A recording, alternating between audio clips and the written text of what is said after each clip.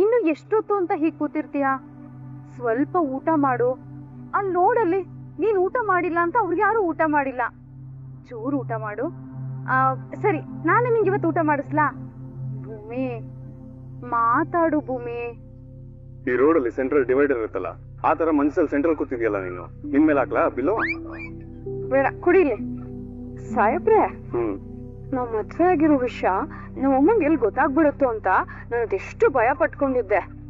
ಹೆಂಗೋ ಆ ದೇವ್ರೆ ನಮ್ಮಮ್ಮಂಗೆ ಎಲ್ಲಾ ವಿಷಯ ಗೊತ್ತಾಗಂಗ್ ಮಾಡಿದ್ನೇನೋ ಅಲ್ವಾ ಸಾಹೇಬ್ರೆ? ಸಾಹೇಬ್ರೆ, ನಮ್ಮಮ್ಮನೂ ಅಷ್ಟೇ ಮದ್ವೆ ವಿಷಯನ ಸಮಾಧಾನವಾಗಿ ತಗೊಂಡ್ಲು. ಆದ್ರೆ ಅಮ್ಮಂಗ್ ಬೇಲ್ ಸಿಕ್ಕಿಲ್ವಲ್ಲ ಅನ್ನೋ ಕೊರಗಿದ್ದೇ ಇದೆ. ಮದ್ವೆ ವಿಷಯ ಹೇಳೋದಕ್ಕೆ ತಲೆ ಮೇಲೆ ಇದ್ದಿದ್ ಬಂಡೆ ಇಳಿದಷ್ಟು ಸಮಾಧಾನ ಆಯ್ತು. ಸಾಹೇಬ್ರೆ, ನನ್ಗೆ ಇರೋ ಒಂದೇ ಒಂದ್ ಕೊರಗು ಅಂದ್ರೆ ಅತ್ತೆ ಹತ್ರ ಮನೆಯವ್ರ ಹತ್ರ ನಮ್ಮಿಬ್ರದ್ದು ಒಪ್ಪಂದದ ಮದ್ವೆ ಅಂತ ಹೇಳಕ್ ಆಗ್ಲಿಲ್ವಲ್ಲ, ಅದೊಂದೇ. ಅದ್ ಒಂದ್ ಸತ್ಯ ಹೇಳ್ಬಿಟ್ಟಿದ್ರೆ ಇನ್ನೂ ಮನ್ಸಿಗೆ ನೆಮ್ಮದಿ ಆಗ್ಬಿಡ್ತಿತ್ತು. ನನ್ ಮನ್ಸಲ್ಲಿ ಇದ್ದದನ್ನ ನೀನು ಹೇಳ್ಬಿಟ್ಟೆ ಅಷ್ಟೇ. ಹೌದಾ ಸಾಹೇಬ್ರೆ? ಹಾಗಾದ್ರೆ ನಾನು ನೀವು ಹೋಗಿ ಮನೆಯವ್ರೆಲ್ರ ಮುಂದೆ ಈಗ ನಮ್ಮಿಬ್ರದ್ದು ನಿಜವಾದ ಮದ್ವೆ ಅಲ್ಲ, ಕಾಂಟ್ರಾಕ್ಟ್ ಮದ್ವೆ ಅಂತ ಸತ್ಯ ಹೇಳ್ಬಿಡೋಣ ಬನ್ನಿ. ಹೇಳೋಣ. ಆದ್ರೆ ಅದಕ್ಕಿಂತ ಮುಂಚೆ ನಿಮ್ ತಾಯಿ ಜೈಲಲ್ಲಿ ಇದಾರಲ್ಲ, ಅವ್ರಿಗೆ ಹೇಳೋಣ. ಅಯ್ಯೋ ಬೇಡ ಸಾಹೇಬ್ರೆ, ನಾವಿಬ್ರು ಕಾಂಟ್ರಾಕ್ಟ್ ಮದ್ವೆ ಆಗಿದೀವಿ ಅಂತ ಗೊತ್ತಾದ್ರೆ ನಮ್ಮ ಅಮ್ಮಂಗೆ ಪರ್ಮನೆಂಟ್ ಆಗಿ ನನ್ನ ದೂರ ಇಟ್ಬಿಡ್ತಾರ ಅಷ್ಟೇ. ನಮ್ಮನೆಯವರು ಗೊತ್ತಾಯ್ತು ಅಂದ್ರೆ ನನ್ನ ತಲೆ ಮೇಲೆ ಇಟ್ಕೊಂಡು ಮೆರವಣಿಗೆ ಮಾಡ್ತಾರೆ ಅನ್ಕೊಂಡಿದ್ಯಾ? ಅಲ್ಲ, ನಿಮ್ ತಾಯಿಗೆ ಮಾತ್ರ ಇರೋದು ಎಮೋಷನ್ಸು ಫೀಲಿಂಗ್ಸು ಎಲ್ಲ. ನಮ್ಮನೇಲಿ ಇರೋರೆಲ್ಲ ನೋಡು, ನಮ್ಮನೇಲಿ ಇರೋರು ನಿಮ್ ತಾಯಿ ತರನೇ ನಾರ್ಮಲ್ ಮನುಷ್ಯರು. ಅರ್ಥ ಆಯ್ತಾ? ಈ ವಿಚಾರ ಗೊತ್ತಾಯ್ತು ಅಂದ್ರೆ ಯಾರಿಗೂ ಸಂತೋಷ ಆಗಲ್ಲ, ಶಾಕ್ ಆಗತ್ತೆ. ಮನೇಲಿ ವಯಸ್ಸಾಗಿರೋ ಅಜ್ಜಿ ಇದಾರೆ, ಆ ವಿಷಯ ಗೊತ್ತಾಗಿ ಅವ್ರಿಗೇನಾದ್ರು ಹೆಚ್ಚು ಕಡಿಮೆ ಆದ್ರೆ? ಅಲ್ವಾ, ನೀವ್ ಹೇಳಿದೆ ಕರೆಕ್ಟು, ನನ್ ತಲೆಗೆ ಹೊಳಿಲೇ ಇಲ್ಲ. ಈ ತರದ್ದೆಲ್ಲ ನಿನ್ ತಲೆಗೆ ಹೊಡೆದ್ರೆ ನಿನ್ ಭೂಮಿ ಯಾಕಾಗ್ತ್ಯಾ? ನೋಡು, ನಿನ್ ಉದ್ದೇಶ ಕರೆಕ್ಟ್ ಆಗೇ ಇರ್ಬೋದು, ಒಳ್ಳೇದೇ ಇರ್ಬೋದು. ಆದ್ರೆ ನಮ್ಮ ಕಾಂಟ್ರಾಕ್ಟ್ ವಿಚಾರ ನಮ್ಮ ಮನೆಯವ್ರಿಗೆ ಗೊತ್ತಾಗೋದು ಬೇಡ. ಈ ಮಾತುಕತೆ ಮುಂಚೆನೆ ಆಗಿದೆ, ಅಂಡ್ ನಿನ್ಗೂ ಗೊತ್ತು. ಹೇಗಿದ್ರು ಕೆಲವು ತಿಂಗಳುಗಳಾದ್ಮೇಲೆ ಇಬ್ರು ಬೇರೆ ಆಗ್ಬೇಕಾಗಿರೋದೆ. ಆಗ ನಮ್ಮಿಬ್ರಿಗೂ ಹೊಂದಾಣಿಕೆ ಆಗಿಲ್ಲ. ಕೆಲವೊಂದು ಮಿಸ್ಅಂಡರ್ಸ್ಟ್ಯಾಂಡಿಂಗ್ಸ್ ಇದೆ. ನಾವು ಬೇರೆ ಆಗ್ಬೇಕು ಅಂತ ಇದ್ದೀವಿ ಅಂತ ಮನೆಯವ್ರಿಗೆ ಬೇರೆ ರೀಸನ್ಸ್ ಹೇಳಿ ನನ್ ದಾರಿ ನಾನು ನೋಡ್ಕೋತೀನಿ, ನಿನ್ ದಾರಿ ನೀನ್ ನೋಡ್ಕೊ. ಆದ್ರೆ ಈಗ ಕಾಂಟ್ರಾಕ್ಟ್ ಮದುವೆ ವಿಚಾರ ಯಾರಿಗೂ ಹೇಳೋದ್ ಬೇಡ. ಅರ್ಥ ಆಯ್ತಲ್ಲ? ಮಾಮ್, ನಾನು ಆವಾಗಿಂದ ಎಷ್ಟೊಂದು ಕಾಲ್ ಮಾಡಿದ್ದೀನಿ, ಅಟ್ಲೀಸ್ಟ್ ಒಂದ್ ಕಾಲ್ ಆದ್ರೂ ಪಿಕ್ ಮಾಡ್ಬೇಡ್ವಾ? ಎಲ್ಲಿಗೆ ಹೋಗಿದ್ದೆ mom? Relax baby, long drive ಹೋಗಿದ್ದೆ. ಏನು ಲಾಂಗ್ ಡ್ರೈವಾ? ಇಷ್ಟೊತ್ತಲ್ಲಿ? ಅದು ಒಬ್ರೆ? ಇವತ್ತು ಕೋರ್ಟ್ ಅಲ್ಲಿ ಆ ಭೂಮಿ ಮತ್ತೆ ಅಜಿತ್ ಮದ್ವೆ ವಿಷಯ ಭೂಮಿ ಅಮ್ಮ ಭಾಗ್ಯನ್ಗೆ ಗೊತ್ತಿರ್ಲಿಲ್ಲ ಅನ್ನೋದು ಗೊತ್ತಾಯ್ತಲ್ಲ. ಅದ್ ಹೇಗ್ ಸಾಧ್ಯ? ಯಾಕೆ ಈ ವಿಷಯನ ನಿಮ್ಮಮ್ಮ ಇಂದ ಮುಚ್ಚಿಟ್ಟಿದ್ದೆ ಅಂತ ಮನೆಯವರೆಲ್ಲ ಭೂಮಿನ ಆಮೇಲೆ ತರಾಟೆ ತಗೊಂಡ್ರಲ್ಲ. ಆಗ ಭೂಮಿ ತಡವರ್ಸೋದ್ ನೋಡಿ ದೇವ್ರು ನಮ್ ಕಡೆಗೆ ಇದ್ದಾನೆ ಅಂದ್ಕೊಂಡೆ. ಸಂಗೀತನ್ಗೆ ತನ್ನ ಸೊಸೆ ಮೇಲಿರೋ ನಂಬಿಕೆ ಕೊಚ್ಕೊಂಡ್ ಹೋಗುತ್ತೆ. ಶ್ರವಣ್ಗೆ ಅವಳ ಮೇಲೆ ಹುಟ್ಕೊಂಡಿರೋ ಅನುಕಂಪ ಕರಗುತ್ತೆ. ಇನ್ನು ಆ ಮುದುಕಿ ಅವಳು ಭೂಮಿನ ಮುಂಚಿನ ತರ ಮಾರು ದೂರ ದೂರ ಇಡ್ತಾಳೆ ಅಂದ್ಕೊಂಡೆ. ಖುಷಿ ಪಟ್ಟಿದ್ದೆ. ಆದ್ರೆ ಹಾಗಿದ್ದೇನೋ, ಎಲ್ರೂ ಆ ಭೂಮಿ ಬಗ್ಗೆ ಇನ್ನಷ್ಟು ಸಿಂಪತಿ ಪಡೋ ಹಾಗಾಯ್ತು. ಅದಕ್ಕೆ ಅಲ್ಲೇ ಇದ್ರೆ ನಾನೇನಾದ್ರೂ ಮಾಡ್ಬಿಡ್ತೇನೇನೋ ಅಂತ ಸುಮ್ನೆ ನನ್ನ ಪಾಡಿಗೆ ನಾನು ಕಾರ್ ತಗೊಂಡ್ ಹೊಟ್ಟೋದೆ. ಆ ಭೂಮಿ ಹಣೆ ಬರನೇ ಹಂಗಿದೆ. ನಾವು ಅವಳ ಮೇಲೆ ಎಷ್ಟೇ ಕಲ್ಲಿಸಿದ್ರು ಅವಳು ಅದೇ ಕಲ್ಲುಗಳಿಂದ ಕೋಟೆ ಕಟ್ಕೋತಾ ಇದ್ದಾಳೆ. ಈ ಮನೆಯಲ್ಲಿ ತುಂಬಾ ಸ್ಟ್ರಾಂಗ್ ಆಗಿ ಸೆಟ್ಲ್ ಆಗ್ತಿದ್ದಾಳೆ. ಅಲ್ಲಿಗೆ ನನ್ನ ಅಜಿತ್ ನನಗೆ ಯಾವತ್ತಿಗೂ ಸಿಗಲ್ವಾ? ಅದೇನೋ ಹೇಳ್ತಾರಲ್ಲ, ಅಮ್ಮಂಗೆ ಡಿನ್ನರ್ ಚಿಂತೆ ಅಂದ್ರೆ ಮಗಳಿಗೆ ಲವರ್ ಚಿಂತೆ ಅಂತೆ. ಹಾಗಾಯ್ತು ಇದು. ನೀನು ಸ್ವಲ್ಪ ದಿನ ಅಜಿತ್ ಬಗ್ಗೆ ಯೋಚನೆ ಮಾಡೋದನ್ನ ಬಿಟ್ಟು ನಿನ್ ಮೈಂಡ್ನ ಬೇರೆ ಕಡೆ ಡೈವರ್ಟ್ ಮಾಡು. ಸುಮ್ನೆ ನನ್ ತಲೆ ತಿನ್ಬೇಡ. ಈ ಕತೆನ ಮುಗಿಸ್ಬಿಟ್ರೆ what's wrong with you Anju? ತಲೆ ಕೆಟ್ಟಿದ್ಯಾ ನಿಂಗೆ? ಭೂಮಿನ ಯಾರು ಅಂದ್ಕೊಂಡಿದ್ಯಾ? ಅಜಿತನ್ ಹೆಂಡ್ತಿ ಅವಳು.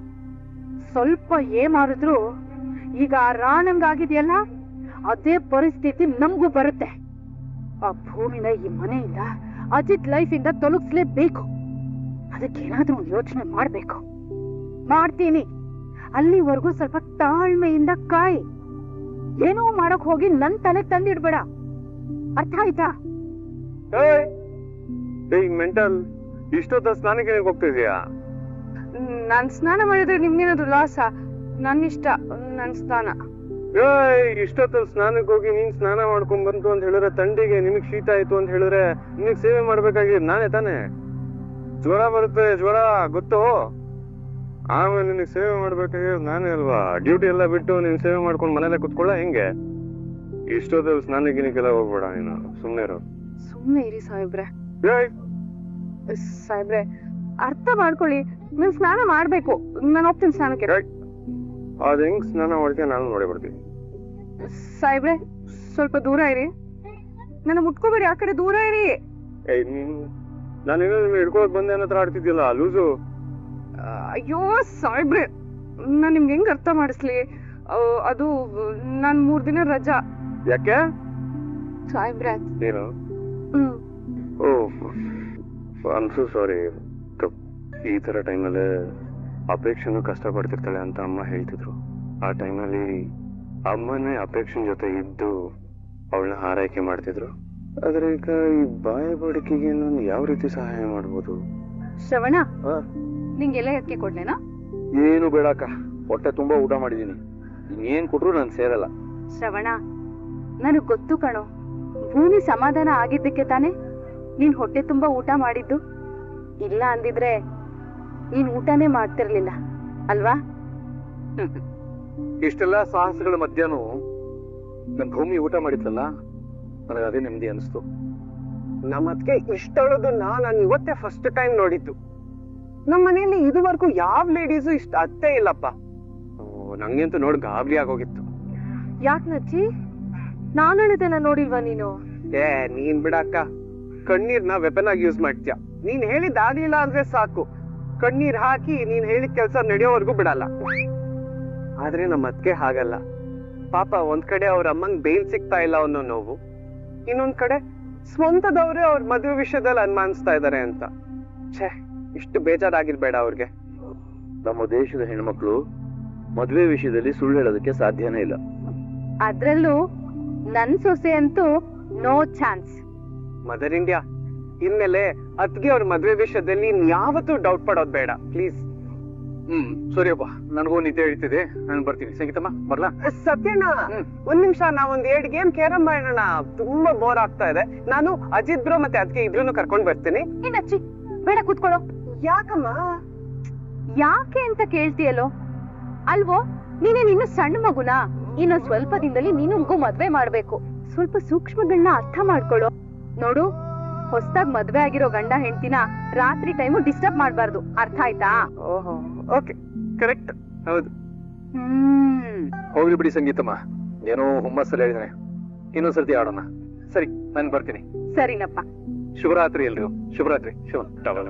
ಇಲ್ಲ ಪರವಾಗಿಲ್ಲ, ನಾನೇ. ನಾನು ಹೋಗಾಗ್ತೇನೆ.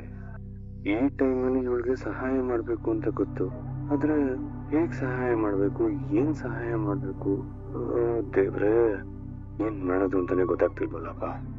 ಆ ಹಾಸ್ಗೆ ನಿನಗ್ ತಗೊಂಡಿದ್ಯಾ ಈಗ ಮಲ್ಕೊಳ್ಳೋದಕ್ಕೆ? ನಾನು ನಮ್ಮನೇಲಿ ಹೆಣ್ಮಕ್ಳ ಜೊತೆ ಬೆಳ್ದು ಈ 3 ದಿನದ ಬಗ್ಗೆ ನನಗೂ ತಕ್ಕ ಮಟ್ಟಿಗೆ ತಿಳುವಳಿಕೆ ಇದೆ. ನಿಮ್ಮನೇಲಿ ಹೇಗೋ ಗೊತ್ತಿಲ್ಲ, ಆದ್ರೆ ನಮ್ಮನೇಲಿ ಈಗ ಏನ್ ಸಪರೇಟ್ ಆಗಿ ಹಾಸ್ಕೊಂಡ್ ಮಲಗೋ ವಿಚಾರಕ್ಕೆ ನಮ್ಮ ಅಜ್ಜಿ ಕೂಡ ಬೇಡ ಅಂತಾನೆ ಹೇಳ್ತಾ ಇದ್ರು. ಬಾ ಬಾ ಬಾ ಬಾ ಬಾ, ನೀನು ಈ ಫುಲ್ ಹಾಸಿಗೆಲಿ ನೀನ್ ಮಲ್ಕೋ ಆರಾಮಾಗಿ. ನಾನ್ ಸೋಫಾಲ್ ಮಲಗ್ತೀನಿ. ಇವ್ರ ಅರ್ಥನೇ ಮಾಡ್ಕೊಳ್ಳೋದಿಲ್ಲ. ಹೇಗಪ್ಪ ಇದನ್ನೆಲ್ಲ ಬಿಡ್ಸಿ ಹೇಳಕ್ಕಾಗುತ್ತೆ? ಸಾಹೇಬ್ರೆ ನಿಲ್ಸಿ, ನನ್ ಮಾತ್ ಕೇಳಿ. ಅದು ನನ್ನಲ್ಲಿ ಮಲ್ಗೋದಕ್ ಆಗೋದಿಲ್ಲ. ಪದೇ ಪದೇ ನನ್ ಕೇಳ್ಬೇಕು, ಅದಕ್ಕೆ ನೀವು. ಅಲ್ಲ, ಯಾಕೆ ತೊಳ್ಬೇಕು? ಎದ್ದೆಲ್ಲ ಹೋಗ್ತೀಯಾ? ಎಲ್ಲಿ ಅಂತ ಕೇಳಿದ್ದು?